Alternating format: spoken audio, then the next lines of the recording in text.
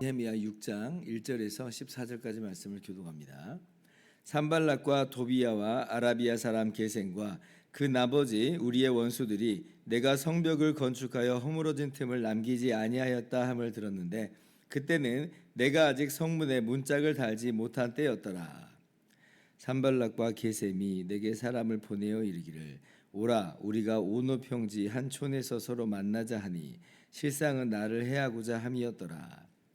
내가 곧 그들에게 사자를 보내어 이르기를 내가 이제 큰 역사를 하니 내려가지 못하겠노라. 어찌하여 역사를 중지하게 하고 너희에게로 내려가겠느냐 하매 그들이 4번이나 이같이 내게 사람을 보내되 나는 꼭 같이 대답하였더니 산발랏이 5번째는 그 종자의 손에 봉하지 않은 편지를 들려 내게 보냈는데 그 글에 이르기를 이방 중에도 소문이 있고 가스무도 말하기를 너와 유다 사람들이 모반하려 하여 성벽을 건축한다 하나니 내가 그 말과 같이 왕이 되려 하는도다. 또 내가 선지자를 세워 예루살렘에서 너를 들어 선전하기를 유다의 왕이 있다 하게 하였으니 지금 이 말이 왕에게 들릴지라. 그런즉 너는 이제 오라 함께 의논하자 하였기로 내가 사람을 보내어 그에게 이르기를 내가 말한 바 이런 일은 없는 일이요 내 마음에서 지어낸 것이라 하였나니 이는 그들이 다 우리를 두렵게 하고자 하여 말하기를 그들의 손이 피곤하여 역사를 중지하고 이루지 못하리라 함이라. 이제 내 손을 힘있게 하옵소서 하였노라. 이후에 무에다벨의 손자 들라의 아들 스마야가 두문불출하기로 내가 그 집에 가니 그가 이르기를 그들이 너를 죽이러 올 터이니 우리가 하나님의 전으로 가서 외소 안에 머물고 그 문을 닫자. 저들이 반드시 밤에 와서 너를 죽이리라 하기로 내가 이르기를 나 같은 자가 어찌 도망하며 나 같은 몸이면 누가 외소에 들어가서 생명을 보존하겠느냐. 나는 들어가지 않겠노라 하고 깨달은즉 그는 하나님께서 보내신 바가 아니라 도비야와 산발랏에게 뇌물을 받고 내게 이런 예언을 함이라. 그들이 뇌물을 준 까닭은 나를 두렵게 하고 이렇게 함으로 범죄하게 하고 악한 말을 지어 나를 비방하려 함이었느니라. 같이요. 내 하나님이여 도비야와 산발락과 여선지 노아다와 그 남은 선지자들 곧 나를 두렵게 하고자 한 자들의 소행을 기억하옵소서 하였노라. 아멘. 할렐루야. 하나님의 크신 은혜와 평강이 오늘도 변함없이 여러분 가운데 가득 넘치기를 주님의 이름으로 축원합니다. 이 성벽 재건 이 작업을 하는 데 있어서 그동안 많은 이 장애물들이 있었죠. 외적인 위협, 군사적인 위협이 있었고 또 내적인 이제 분열의 문제가 이 이스라엘 공동체 가운데 있었습니다. 그래서 이 성벽을 짓는 일들이 자칫 중단할 뻔하였지만 그러나 느헤미야가 하나님께 기도하면서 이 모든 이 어려움들을 잘 극복해 나갔어요. 그래서 유다 사람들이 이스라엘 사람들이 한마음 한뜻으로 이제 성벽 재건 작업을 계속하였고 그리고 오늘 이제 그 1절을 보니까 이제 정말 많이 완공이 된 그런 모습인 것처럼 보입니다. 허물어진 틈을 메우고 그리고 무너진 곳이 이제 거의 다 남지 않는 이제 그런 모습이에요. 이제 성문의 문짝만 이제 달면 이제 끝나는 어떤 그런 상황입니다. 그러니까 이 정도 왔으면 어떻게 보면 느헤미야도 이제 안도의 한숨을 좀 쉴 만한 그런 상황 아니었을까 이렇게 생각해 볼 수 있어요. 왜냐하면 이제 거의 다 했으니까. 자, 그런데 이제 이때 어떤 종류의 장애물이 등장하냐면 또 다른 종류의 장애물이 등장합니다. 어떤 장애물이냐면요, 바로 지도자 개인을 향한 공격, 이제 이런 것들이 다가오는 거예요. 오늘 말씀 보니까 이 사마리아 총독으로 우리가 생각하고 있는 바 이 산발랏이 지금 이제 느헤미야의 대적이잖아요. 이스라엘 백성의 대적인데 만나자는 거예요. 만나자. 만날 일이 없는데 느헤미야 보고 만나자 그럽니다. 왜 그럴까? 다른 이유가 아니죠. 아마 이제 분명히 이제 한적한 곳에서 만나서 사람 없는 곳에서 만나서 느헤미야를 죽이려고 하는 암살하려고 하는 그런 시도로 우리가 생각을 해볼 수가 있습니다. 왜냐하면 이 오노 평지에서 만나자 이제 그렇게 이야기를 하거든요. 근데 오노 평지는 어디냐면 사마리아와 유다의 접경지예요. 근데 이제 산발랏이 왜 느헤미야 보고 여기까지 나오라고 하는지 좀 너무 의아하잖아요. 정말 만나고 싶으면 이 산발랏이 찾아가면 되는 겁니다. 지금 느헤미야가 산발랏에게 해코지한 적 없고 뭐라고 한 적 한 번도 없어요. 오히려 산발랏이 화를 냈고 산발랏이 지금 이 회방을 놓은 상황입니다. 그러면 이제 내가 이제 화 안 낼게, 우리 친하게 지내자라고 할 거면 느헤미야고 보고 오라 그럴 게 아니에요. 그냥 자기가 화낸 사람이 찾아가야죠. 찾아가서 화해를 하면 되는 겁니다. 그런데 이제 굳이 이 느헤미야의 이 영향력이 미치지 못하는 오노 평지에서 만나자라고 하는 것은 분명히 느헤미야를 해하려고 하는 그런 계략이다라고 우리가 할 수가 있는 것이에요. 근데 이제 느헤미야가 거절을 하죠. 3절 말씀 보면 내가 곧 그들에게 사자를 보내어 이르기를 내가 이제 큰 역사를 하니 내려가지 못하겠노라. 어찌하여 역사를 중지하게 하고 너희에게로 내려가겠느냐 하매. 아직 예루살렘 성벽을 재건하는 일 끝나지 않았다는 겁니다. 사실 굉장히 많은 단계까지 왔어요. 거의 다 건축됐다, 재건됐다라고 봐도 정말 과언이 아니다. 우리 같으면 이제 그럴 수 있는데, 근데 느헤미야는 나는 아직 내가 해야 될 일을 마저 해야 된다. 아직 다 끝나지 않았다라고 하면서 방심하지 않고 계속해서 이 성벽 재건하는 일을 끝까지 매진하겠다라고 하는 그런 의사를 표현을 합니다. 그러면서 거절을 하는 거예요.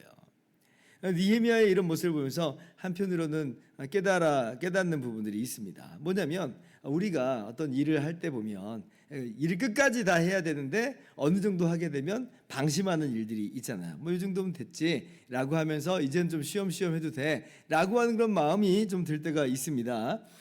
근데 그러다가 이제 문제가 종종 일어나는 일들을 경험하게 되는데, 그런데 느헤미야 보세요. 끝까지 방심하지 않고 해야 될 일을 최선을 다해서 열심히 감당하고 있다는 거예요. 완성될 때까지. 영화 같은 걸 보면 이제 그런 거 있잖아요. 이렇게 방심하다가 큰 코 다치는 일을 좀 겪습니다. 뭐 이제 나쁜 이렇게 악당이 이제 막 주인공을 거의 궁지에 몰아넣고 자기가 이제 이겼다는 듯이 막 이렇게 웃다가 갑자기 이제 주인공이 기사회생해서 이제 악당을 때려 눕히는 이제 그런 종류의 영화를 봐요. 그런 영화를 볼 때마다 아니 왜 저렇게 방심을 해? 아이고 진짜 어리석은 놈, 우리가 이제 그렇게 생각을 하거든요. 근데 이제 참참히 들여다보면 우리도 그럴 때가 좀 있는 것 같아요. 다된 밥에 코 빠뜨린다, 뭐 이런 속담이 있는 것처럼 우리가 이제 끝까지 모든 일을 함에 있어서 초심을 잃지 않고 방심하지 않고 끝까지 모든 일들을 잘 감당할 수 있기를 바랍니다. 느헤미야가 그걸 잘한 거예요. 자, 그런데 이제 이 산발랏도 아주 집요합니다. 이제 어떻게까지 일을 진행을 시키냐면 다섯 번째 이제 사자들을 또 보내요. 다섯 번째 이제 보내면서 뭐라고 지금 이제 하냐면 종자의 손에 들려서 편지를 보내는데 지금 소문이 있어서 그런다. 네가 왕이 된다는 그런 왕이 되려고 한다는 소문을 내가 들었다라고 하면서 그래서 그거 의논하지 않는 거예요. 근데 너무나 교묘한 건 뭐냐면 봉인되지 않는 그러한 형식으로 보냈습니다. 그러니까 비공개의 어떤 사신의 모습이니까 비공개긴 한데 근데 공개 편지가 돼버렸어요. 왜냐하면 지금 봉인하지가 않았거든요. 그러면 이 사람이 이제 사신이 뭐 이제 이거 갖다 드리러 가야지 하면서 가다가 그냥 봉인이 안 됐으니까 이게 근데 뭔 내용인데 이렇게 5번이나 보내 하고 이제 편지를 딱 볼 수 있잖아요. 편지를 딱 보는 순간 이거 어떻게 된 거야? 이게 지금 뭔 일이래? 라고 하면서 이제 야 내가 정말 너무 놀라운 소식을 하나 들었어 하면서 옆에 사람들이 막 수근수근 이야기를 할 수 있을 것 같아요. 한마디로 이제 가짜 뉴스를 이제 퍼뜨리는 거예요. 근데 이제 이런 소문이라고 하니까 빠져나갈 구멍도 있습니다.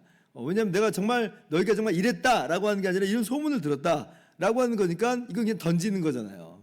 그러니까 전형적인 사람을 그냥 찔러보는 그런 모습인데, 근데 한편으로는 굉장히 좀 위험하죠. 왜냐하면 반역이라고 하는 것은 지금 이제 한마디로 느헤미야가 이제 이 바사 제국에 반대한다는 거. 그러면 이건 이제 황제를 끌어들이는 이제 그런 모습이 되잖아요. 그러니까 참 위험합니다. 이거 어떻게 해야 됩니까? 정말 가야 됩니까? 말아야 됩니까? 이런 생각을 우리가 하게 되는데, 그런데 느헤미야는 단칼에 거절을 합니다. 네가 지금 없는 말을 지어내서 한 것뿐이다. 나는 그런 적이 없고 이런 일도 없다라고 분명하게 이야기를 해요. 우리는 이제 그렇잖아요. 막 이런 일을 겪으면 막 억울하기도 하고 너무 막 분하기도 하고 밤잠을 못 자면서 어떻게 하든 내가 대응을 막 해야 되고 어떻게 하든지 정말 이것을 막 해결해야 될 것처럼 우리는 그렇게 마음이 조급해질 때가 많지만, 그러나 이런 얘기 있잖아요. 진리가 이긴다. 진실이 승리한다. 언젠가는 꼭 밝혀진다. 뭐 이제 이런 이야기가 있는 것처럼 우리가 이제 사람의 말에 너무 많이 휘둘릴 필요가 없습니다. 너무 사람 말에 신경 쓸 필요는 없어요. 오히려 그 말에 신경 쓰고 거기에 더 몰두하다가 우리가 시야가 좁아져 가지고 그릇된 판단을 하고 그릇된 결정을 그렇게 내릴 때가 참으로 많거든요. 그래서 우리가 이런 소문이 막 나는 것, 그렇게 우리에게 유언비어를 하고 그렇게 중상모략하는 게 너무나 속상하긴 하지만, 그러나 우리가 아닌 것이 분명할진데 그러면 당당하면 되는 거예요. 그냥 거리낄 것 없이 이건 뭐 없는 일이야 라고 하면서 우리는 그냥 우리 갈 길을 가면 되는 것입니다. 그렇게 우리가 변호한다고 해서 이게 변호가 되는 것도 아니고 해결이 되는 것도 아니다. 우리는 우리에게 맡겨진 사명, 우리에게 맡겨진 일 당당하게 걸어가면 된다는 것이죠. 느헤미야가 바로 그 모습을 잘 보여주고 있습니다. 그렇게 해서 이제 또 일단락이 되는 줄 알았는데 이제 또 다른 종류의 이제 또 장애물들이 막 생기기 시작합니다. 역시 지도자를 향한 공격이에요. 10절 이하를 보니까 이 스마야라고 하는 사람이 이제 일종의 이제 제사장이면서 선지자 같아요. 그런데 이제 그 스마야가 느헤미야 보고 지금 이렇게 암살하러 올 것 같다. 그들이 이제 야밤에 당신을 이제 죽이려고 올 것 같다. 그러니까 지금 이제 우리가 성소에 가서 피하자. 이제 이렇게 이야기하는 거예요. 그러니까 지금 이제 그렇게 해서 목숨을 부지하자라고 하는 거죠. 어떻게 보면 나를 위해 주는 것 같고 나를 살리는 어떤 내 편 같은 그런 이야기가 내 편 같은 그런 사람 같아 보여요. 그죠? 그러나 느헤미야는 이제 거절합니다. 나는 그렇게 하지 않겠습니다라고 거절을 해요. 자, 근데 이제 느헤미야가 그렇게 한 중요한 이유가 있어요. 뭐가 문제냐? 왜 느헤미야가 그렇게 거절을 하느냐라고 할 때, 지금 성소에 들어가서 숨자. 그러니까 외소는 이제 지성소 바깥에 있는 그 성소를 말하는데, 성소에 들어가 숨자라고 하는 건 뭐냐면 지금 하나님의 말씀을 어기고 성전에 들어가자는 거예요. 성소에. 왜냐하면 하나님께서 뭐라고 말씀하시냐면 제사장만 이 성소에 들어가게끔 했는데, 근데 이제 일반인이 느헤미야 보고 들어가자라고 하니까, 그러니까 느헤미야가 이 말을 과연 받을 수가 있는 거냐? 내 목숨 살리겠다고, 내 목숨 아깝다고 그 말을 받을 수 있느냐? 이제 그럴 수 없다는 거죠. 하나님 말씀을 어길 수 없다. 만약에 정말 느헤미야가 그래 들어가면 어떻게 됐을까요? 목숨은 뭐 살 수 있었겠지만, 그런데 이스라엘 백성 중에 느헤미야가 성소에 들어갔대 라고 하면서 느헤미야가 하나님 말씀을 따르지 않는 사람이라 이렇게 비난받게 하고, 느헤미야의 어떤 그 신뢰도가 확 떨어지는 거죠. 느헤미야의 지도를 받으려고 하지 않을 것 같아요. 아니 어떻게 저런 사람의 말을 따를 수 있어? 라고 이제 앞에하고 뒤가 다르잖아. 이럴 수 있는 거예요. 정말 비겁한 사람이지만 자기는 살겠다고 그렇게 할 수 있단 말이야? 근데 우리 보고는 이렇게 하래? 라고 하면서 이제 그 느헤미야의 지도력이 이제 금이 가는 것이에요. 혹 정말 살해의 위협이 있었을 수도 있겠습니다만, 그러나 느헤미야는 하나님 말씀을 따르는 것 때문에 난 죽을지언정 나는 그렇게 안 하겠다라고 하는 거예요. 사실 느헤미야가 이 말을 들었을 때 이미 알았을 겁니다. 왜냐하면 하나님께서 명하시지 않는 것, 하나님의 말씀하고 정반대의 이야기를 지금 하고 있는 걸 보면 이 사람은 하나님께서 보내신 사람이 아니다. 이 사람 진짜 선지자 아니다. 딱 알았을 거예요. 우리도 마찬가지입니다. 또 목회자가 하나님 말씀하고 다른 이야기를 한다. 그러면 그건 바른 목회자가 아니에요. 듣지 않아도 됩니다. 그건 거짓 선지자와도 같은 모습이에요. 하나님의 말씀대로 하나님의 말씀에 입각해서 전하는 것이 이제 바른 목회자다. 그러니까 우리가 두려워할 필요가 없고 그 말을 따를 필요가 없는 거예요. 그래서 오늘 이렇게 이제 보면 정말 이제 지도자 개인에게 많은 시련들이 있고 많은 유혹들이 있고 정말 장애물들이 참 많다. 공격이 정말 많다. 지금 이런 세 가지 케이스뿐 아니라 지금 느헤미야가 13절 14절을 보면 다른 사람들도 많이 이야기하죠. 여선지 노야다와 그 남은 선지자, 그 나를 두렵게 하고자 한 자들의 소행을 기억합시다. 또 다른 사람들도 있었다는 거예요. 정말 많은 장애물들이 있었지만 그러나 느헤미야는 잘 뛰어넘고 마침내 성벽을 완성하는 그런 일을 이제 하게 됐습니다. 여러분, 우리가 개인적인 차원에서 이런 어려움을 맞닥뜨릴 때가 있어요. 그러면 정말 그게 우리를 너무나 힘들게 해요. 공동체적인 그러한 문제도 사실 만만한 일은 아닌데 사람들이 개인에게 다가오는 문제에 있어서 많이 넘어질 때가 있습니다. 그러나 우리가 그런 문제도 장애물도 우리에게 다가올 수 있다라고 하는 것을 이해하면서 오늘 그것을 잘 감당할 수 있기를 바라요.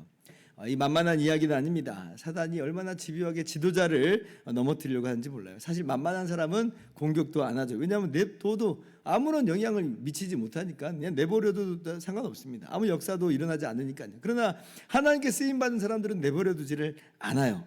왜냐하면 내버려뒀다가는 지금 자신의 왕국이 지금 무너지니까. 그래서 끊임없이 지도자를 하나님께 쓰임받는 사람을 공격해서 넘어뜨리려고 합니다. 그러나 느헤미야는 기도하면서 이겨냅니다. 하나님, 9절 말씀 보니까 내 손을 힘있게 하옵소서. 이런 이야기를 들을 때마다, 이런 공격받을 때마다 내 손이 약해진 것들을 경험합니다. 그러나 하나님, 내 손을 힘있게 하여 주시옵소서. 우리도 마찬가지입니다. 기도하면서 우리 개인에게 다가오는 이 공격들을 우리가 이겨나가는 거예요. 영원히 우리와 함께 하신다 분명히 약속하신 우리 주님이시니까, 임마누엘 주님이시니까 우리와 함께 하심을 믿고 우리와 함께 하시는 주님께 아뢰면서 도와주세요, 힘주세요 기도하면서 나아갈 때에 오늘 우리가 또 하나의 허들을 넘게 되고 그로 말미암아 마침내는 주님께서 우리에게 맡기신 모든 사명들을 우리가 아름답게 이루며 아름다운 열매들이 맺어지게 될 줄을 믿습니다. 그러므로 오늘 또 힘써 허들, 우리 앞에 놓여 있는 이 장애물들을 건너뛰면서 믿음의 경주를 힘써하는 저와 여러분들 되기를 주님의 이름으로 축원합니다. 기도하겠습니다.